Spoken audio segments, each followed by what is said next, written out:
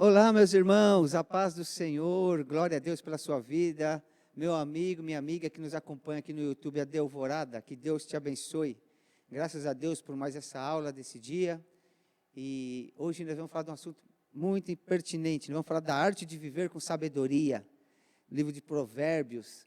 Mas antes eu gostaria de agradecer ao nosso pastor Washington, que é o pastor aqui da Assembleia de Deus do Jardim Alvorada, ao qual nós congregamos por esse momento, por essa confiança de nós estarmos aqui ministrando essa aula para você no YouTube A Devorada, aos demais professores, ao pessoal do audiovisual. Também não poderia deixar de agradecer ao nosso pastor presidente Antônio Campas. Nós estamos aqui do Ministério Assembleia de Deus de Vila Alzira, Santo André, São Paulo. Que Deus te abençoe, que o Senhor te guarde e te proteja. Hoje nós vamos falar sobre a arte de viver com sabedoria. Eu achei um tema pertinente para nós compartilharmos hoje. E espero que você goste, que nós possamos aprender juntos. E você pode compartilhar com os seus amigos, na igreja, com a sua família. E aí, assim, nós vamos divulgando essa palavra de Deus. Vamos lá? O texto áureo, ele está em Provérbios, capítulo 12, verso 15, que diz assim: o caminho do tolo é reto aos seus olhos, mas o que dá ouvido ao conselho é sábio. Então, a verdade prática vai nos conduzir da seguinte forma: andar em espírito nos guia ao discernimento e à aplicabilidade dos conselhos da palavra de Deus em todas as áreas da nossa vida. Então, nós já aprendemos aqui que andar no espírito, ela nos dá direcionamento, discernimento, e essa aplicabilidade é a forma de viver, assim, aplica o teu coração, aplica as suas condutas naquilo que são conselhos da palavra de Deus, em todas as áreas da tua vida. Isso já fala de crescimento, de maturidade, de confiança em Deus. Então, o nosso texto de referência, ele se encontra no Provérbios capítulo 22, do verso 17 ao 22. Eu vou estar lendo, se você quiser anotar aí, para você não esquecer. Diz assim: inclina o teu ouvido e ouve as palavras dos sábios, e aplica o teu coração à minha ciência, porque é coisa suave, e se guardares nas tuas entranhas, e se aplicares todas elas nos teus lábios, para que a tua confiança esteja no Senhor. A ti faço hoje, e sim a ti mesmo. Porventura não escrevi excelentes coisas acerca de todo conselho e conhecimento, para te fazer saber a certeza das palavras de verdade, para que possais responder as palavras de verdade aos que te enviarem. Vocês terem uma palavra de sabedoria, de conselho, de instrução. Então as pessoas vão chegar até cada um de nós, e nós temos que ter essas palavras, né? E ele diz assim, ó: não roubes o pobre, porque é pobre, nem atropeles na porta ao aflito. Ou seja, sempre o respeito, sempre a questão, eu gosto muito dessa palavra, humanização, que nós temos que ter com as pessoas. Então, a arte de viver com sabedoria, ela vai atrair as pessoas para perto de você, ela vai atrair as pessoas para querer te ouvir, querer estar ao seu lado, porque elas vão ter prazer, né, de estar contigo. Então, essa arte de viver a vida com sabedoria é um dom de Deus. Logicamente que nós estamos aprendendo todos os dias, né, como ter a nossa vida, para que nós possamos viver segundo as orientações do Senhor também. Então, na introdução ela diz assim, vamos lá? Nessa lição, à luz do livro de Provérbios, veremos a revelência, ou seja, a importância de identificar e aplicar, com a ajuda do Espírito Santo, os conselhos da palavra de Deus, na organização financeira e na construção e na manutenção de laços de amizade. Então, nós estamos falando aqui de atitudes comportamentais. Ainda vamos analisar práticas de comportamentos que atrapalham a caminhada cristã, portanto, devem ser evitados. Então, nós vamos aprender nessa lição sobre que nós possamos ter, né, conselhos baseados na palavra de Deus, e que isso vai também ser aplicado para identificar o nosso comportamento, o nosso caráter. E nós vamos falar um pouco sobre organização financeira e uma coisa muito boa, na construção de laços de amizade, e assim nós vamos analisar esses comportamentos. Então, o tópico 1 diz assim: conselhos sábios sobre finanças. Se nós formos observar, isso é fato, ou seja, a gestão financeira, ela é importante para o quê? Para nós não evitarmos problemas nesta área, desconforto, né? Mas costuma ser deixada de lado por algumas pessoas. Então, eu acho que esse conselho sobre as finanças ele é muito importante nos dias de hoje, para que nós não venhamos eu ia falar nos enrolar, tá? Mas para que nós vamos perder o controle das finanças e diante disso nós teremos dificuldades, né, na nossa casa, nos nossos relacionamentos, porque isso sempre atrapalha a vida. Então, o que seria, irmão Marcos? Então, falando de finanças, nós temos que ter um planejamento e controle. Quando nós buscamos esse planejamento e controle, nós temos uma tranquilidade de não fazermos comprar mais do que nós podemos, de muitas vezes também não cairmos assim na empolgação de promoções ou compras supérfluas, coisas que não são necessárias, para que depois não venhamos a ter o desconforto de não termos como cumprir os nossos compromissos. Eu costumo dizer, eu não tenho dívida, eu tenho muitos compromissos, porque ela passa a ser dívida depois que vence. Então, compromisso todo mundo tem, eu, você, nós temos esses compromissos, mas ele passa a ser dívida a partir do momento que a gente não consegue pagar esse compromisso. Então, acho que é muito lindo, né? A pessoa fala assim, mas você não deve? Não, não devo. Nada venceu, eu tenho muitos compromissos. Então, nós temos que pensar nisso. Então, planejamento e controle. Evitar o desperdício é um princípio básico na gestão financeira. Então, evitar desperdício. Inclusive, consideramos a possibilidade de passar até alguma escassez. Então, quando nós temos alguma dificuldade financeira, nós vamos ter escassez. Então, qual é o conselho? Evitar gastos supérfluos e administrar os nossos recursos de uma forma certa e correta. Então, a Bíblia ela nos recomenda o seguinte: prudência para não contrair dívidas acima da nossa capacidade financeira. Isso é algo para nós refletirmos. Então, quando se fala sobre a arte de viver com sabedoria, esse conselho sobre finanças, ele é muito importante para as nossas vidas, né?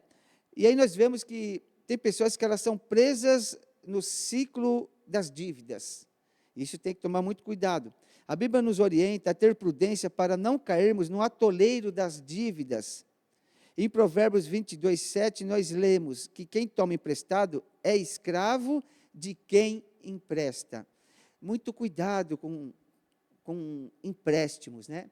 E eu acho interessante que vencimentos e pagar juros e multas são umas coisas que eles vão acumulando e as pessoas acabam se prejudicando. De repente você fala assim, nossa, mas a Bíblia fala disso? Fala.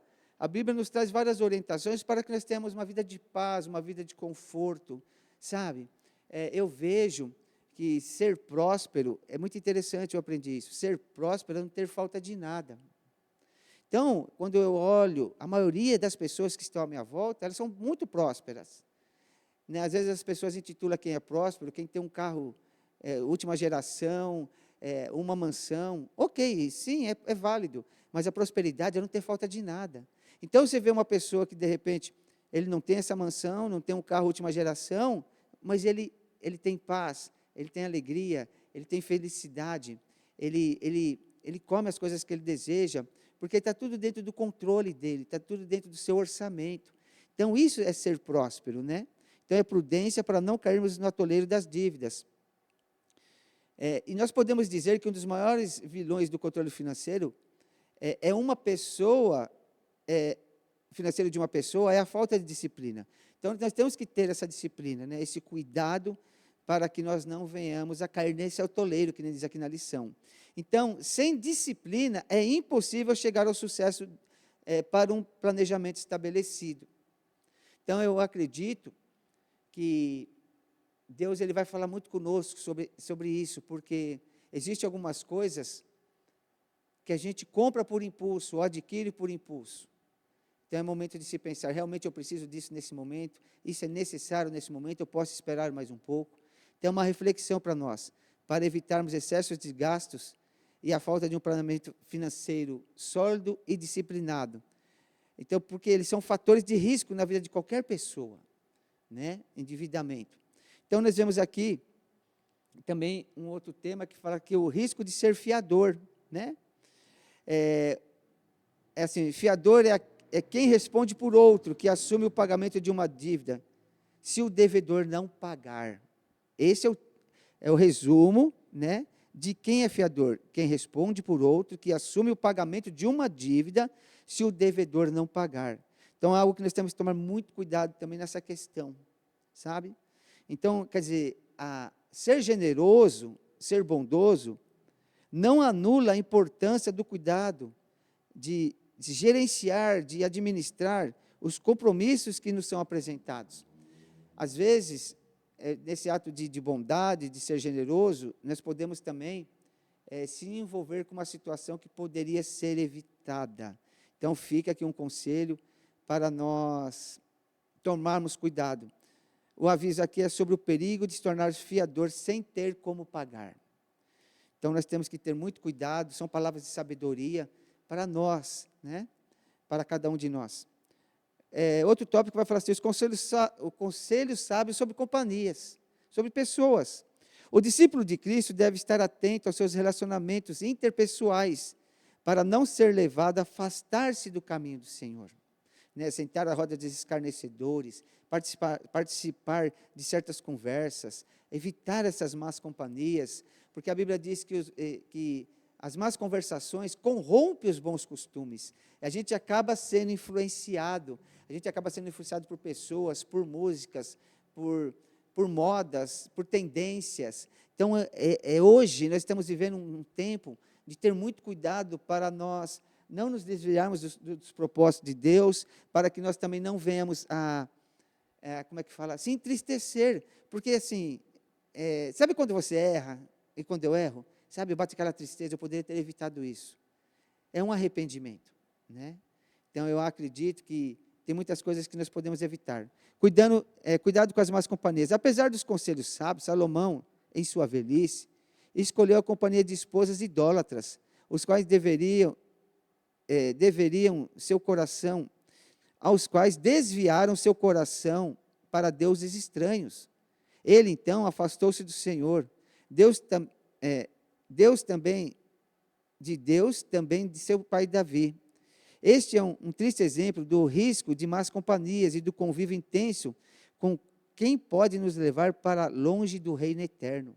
E o interessante é que aqui ele está falando das atitudes, das condutas, quando Salomão fazia os acordos políticos, a Bíblia diz que ele tinha 300 esposas e 70 concubinas. E eu vejo também um outro lado, né, dessas 300 esposas e 70 concubinas, o seguinte: quando ele assumiu o compromisso com essas mulheres também, ele vetava essas mulheres de ter uma vida feliz. Como assim? Você imagina, ela não tinha a liberdade de ter esse homem como marido, porque elas tinham que dividir esse convívio, morarem num harém. Então, se a gente for observar, ela morava num palácio, mas existia um clima muito pesado. Se a gente for, pensa nessa situação.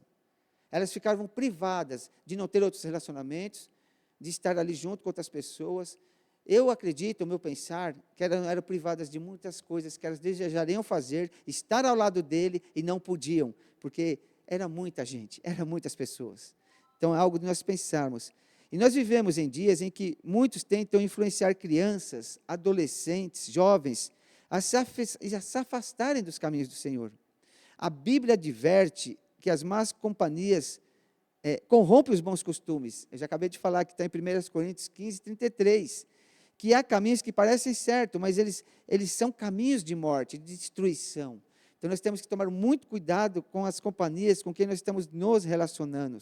E interessante que, se você for observar, a sedução do erro, ela vem sempre disfarçada e promete um prazer imediato, mas, pense bem, oculta as suas consequências.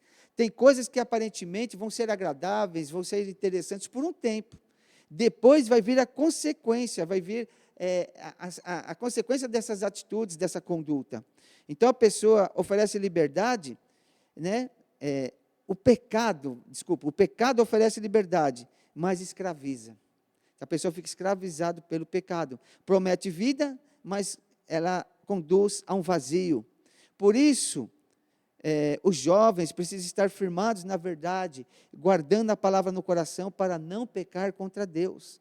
E permanecendo atento às instruções do Senhor, atento às orientações do Pai, atento ao que está acontecendo à sua volta, tendo discernimento das coisas ou das situações. Outro tópico que nós vamos falar agora é a escolha das amizades.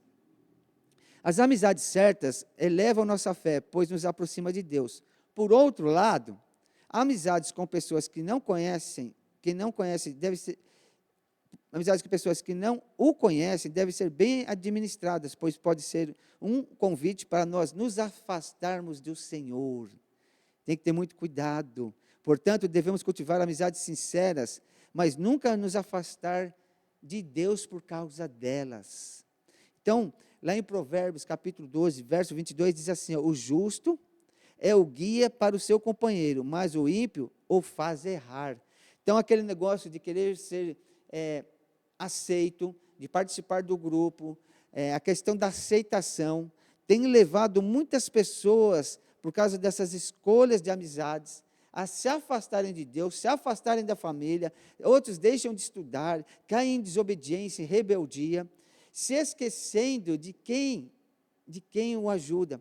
O interessante, essa semana, eu estava fazendo uma visita, e no leito havia um jovem, bem jovem, e ele estava internado por uma doença, e a irmã dele estava com ele, e nós estávamos conversando, e eu falei uma frase para ele, o seguinte, falei, está vendo, você está aqui hoje, você está aqui nesse leito, mas quem está cuidando de você?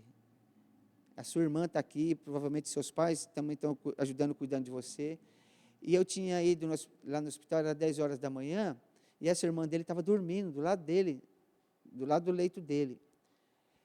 E aí eu falei assim, não menosprezando as pessoas que andam com você, mas preste atenção, que nesse momento de dificuldade, que você precisa realmente de ajuda verdadeira, quem está com você é a sua família. Valorize a sua família, valorize as pessoas que estão com você nas horas da dificuldade, que são esses que vão te ajudar.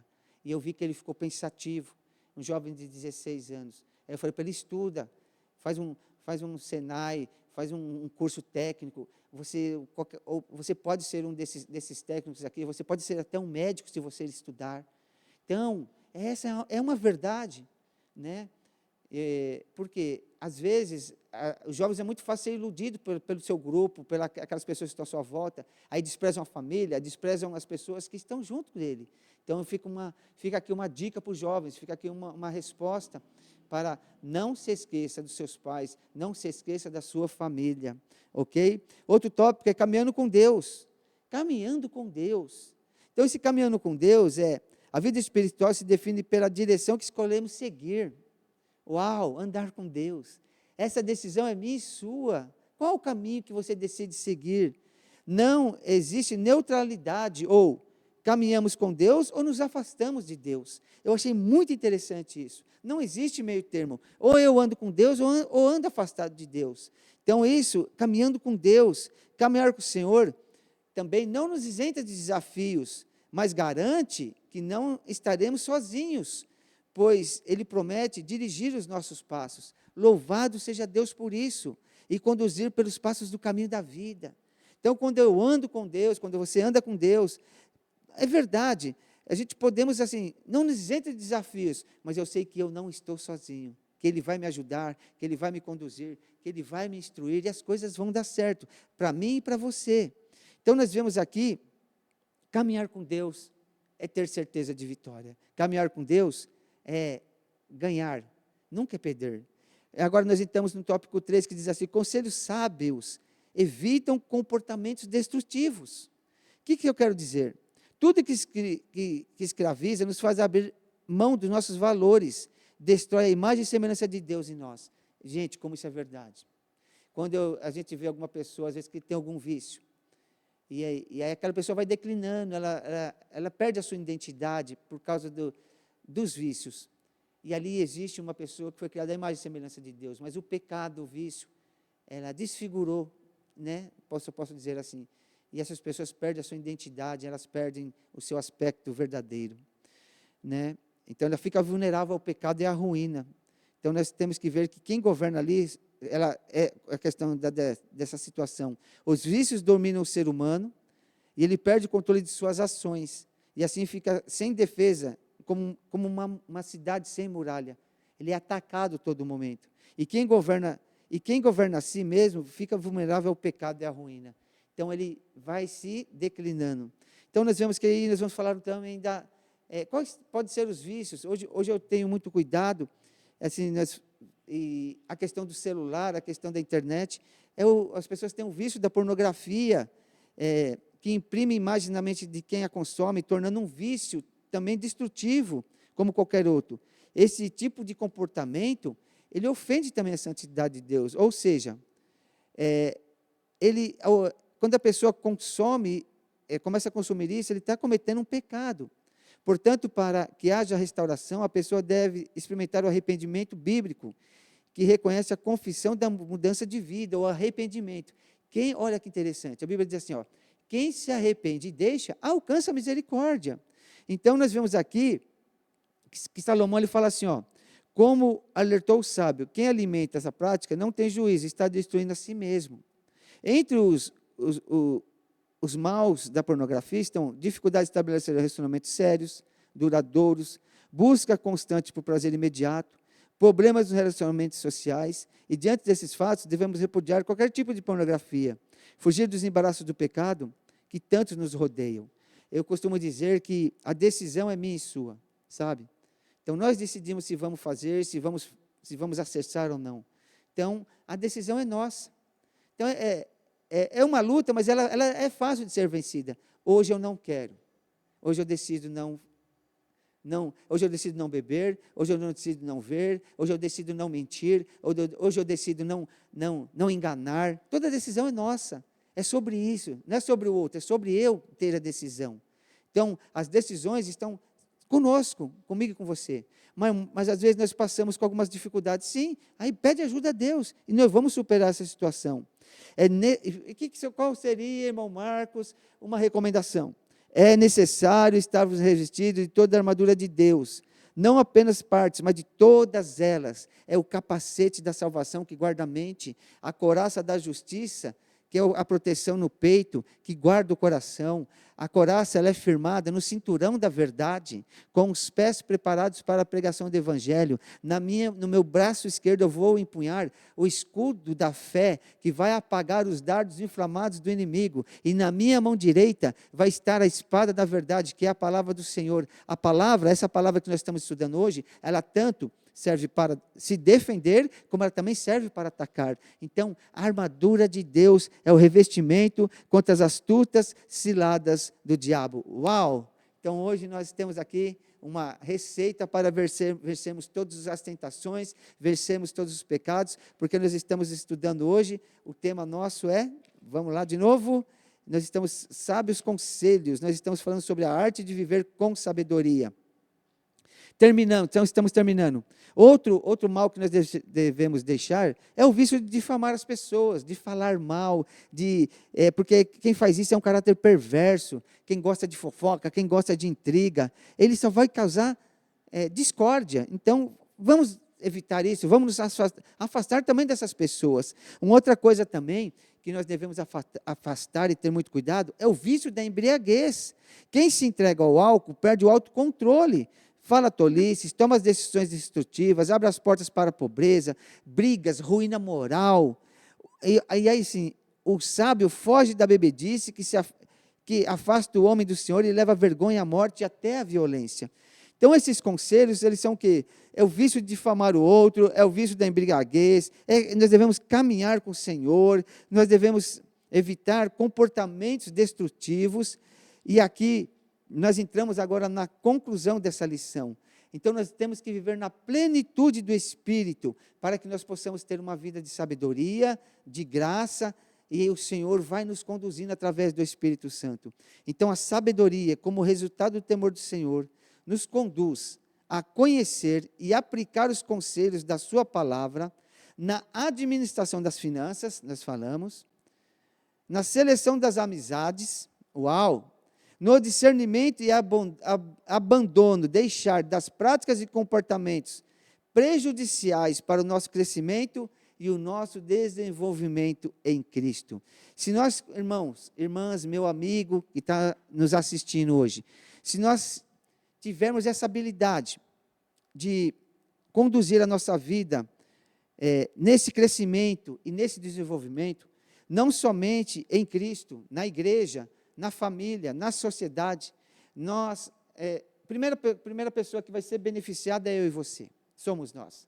E aí nós podemos dizer assim, até aqui me ajudou o Senhor.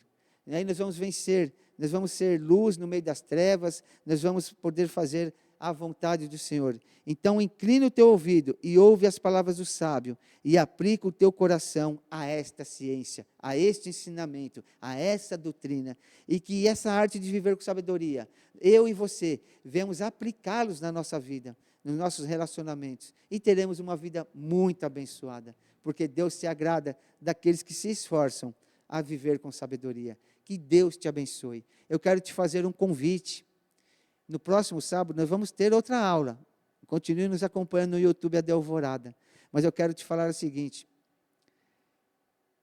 Nós estamos aqui na rua Dracena, na cidade de Santo André, no Jardim Alvorada, número 202. Venha nos fazer uma visita. Nós temos culto de terça-feira, às 19h30, o culto de ensino da palavra.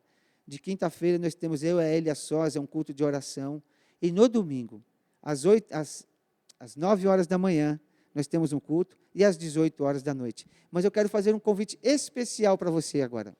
Nesse domingo agora, que vai ser o dia 16, nós vamos ter a Santa Ceia do Senhor. Vai ser na parte da manhã, às 9 horas. Venha cear conosco, venha aqui sentar à mesa, compartilhar dessa alegria. Eu te convido. Que Deus te abençoe, que o Senhor te guarde e te proteja. Estamos juntos. Até a próxima aula, se assim Deus nos permitir, e que Deus te abençoe em Cristo Jesus.